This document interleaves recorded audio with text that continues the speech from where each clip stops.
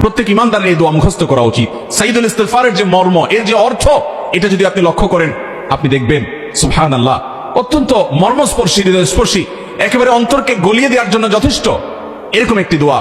আল্লাহুম্মা আনতা রব্বি, হে আল্লাহ, আপনি আমার রব, আপনার সাথে আমার সম্পর্ক হলো আমি আপনার গোলাম, আর আপনি আমার পালনকর্তা, আপনি আমার রব, আমি এটা স্বীকারোক্তি করছি। আল্লাহুম্মা আনতা রব্বি লা ইলাহা ইল্লা আনত, আল্লাহ আপনি ছাড়া সত্যিকার কোনো মাবুদ নাই, ইবাদত আর দাসত্ব গোলামি করার উপযুক্ত একমাত্র আপনি, আর কেউ নাই, এই তাওহীদের সাক্ষ্য আমি দিচ্ছি। খালাকাতানি, আল্লাহ আপনি আমাকে সৃষ্টি করেছেন, আপনি আমাকে সৃষ্টি করেছেন। ওয়া আনা আবদুক, আমি আপনার গোলাম। ওয়া আনা আলা আহদিকা ওয়া ওয়া'দিকা মাসতাতা'ত, আল্লাহ আমি আপনার সঙ্গে কৃত যে ওয়াদা আছে, আমি যে সৎপথে চলার প্রতিজ্ঞা করেছি, আমি যে ঈমান এনেছি, আমি যে স্বীকারোক্তি দিয়েছি যে আপনি আমার রব, এই ওয়াদার উপর, আপনার সঙ্গে করা অঙ্গীকারের উপরে যতটুকু সম্ভব আমি থাকার চেষ্টা করেছি। তবে এটা ঠিক যে আমি যতই চেষ্টা করি না কেন, যতই আমি প্রচেষ্টা চালাই না কেন, আমার দ্বারা অনেক অপরাধ হয়ে গেছে, অনেক গুনাহ হয়ে গেছে।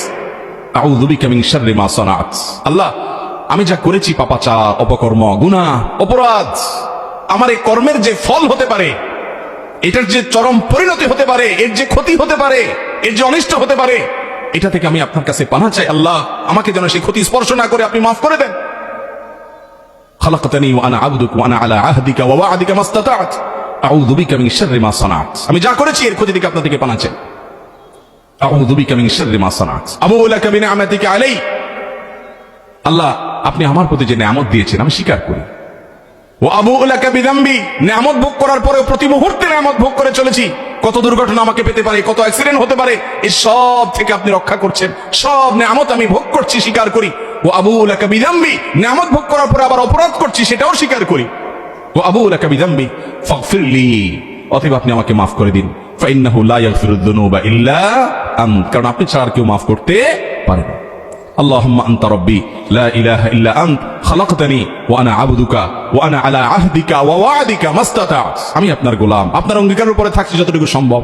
ওয়া আনা আবদুকা ওয়া আনা আলা আহদিকা ওয়া ওয়া'দিকা মাসতাতা'ত আউযু বিকা মিন শাররি মা সানাত আবুউ লাকা বিনি'মাতিকা আলাই ওয়া আবুউ লাকা বিযামবি ফাগফিরলি ফাইন্নাহু লা ইয়াগফিরুয যুনুবা ইল্লা আনত। ভাইরা আমার, সাইদুল ইস্তিগফারের অর্থের দিকে যদি তাকিয়ে, এর অর্থ বুঝে যদি একটু পড়েন, কাষ্ঠ হৃদয় গলে যাবে, চোখে পানি আসবে, আল্লাহ তাআলার কাছে কেমন বাক্যে ক্ষমা চাওয়া হবে। এই সাইদুল ইস্তিগফার যদি কেউ সকালে পড়ে, অন্তর থেকে বিশ্বাস করে, আল্লাহর কাছে কেমন বাক্যে এভাবে নিজেকে তুচ্ছ এবং অপরাধী হিসাবে আল্লাহর কাছে প্রমাণিত করে, পেশ করে, উপস্থাপন করে যদি কেউ ক্ষমা চায়, তো নবী সাল্লাল্লাহু আলাইহি ওয়াসাল্লাম বলেছেন, সকালে যদি এইভাবে কেউ পড়ে, দিনভর কোন সময় যদি তার মৃত্যু হয় ওই দিনের মধ্যে, তাহলে সে ব্যক্তি আহলুল জান্নাহ বা জান্নাতের অধিবাসী হবে ইনশাআল্লাহ।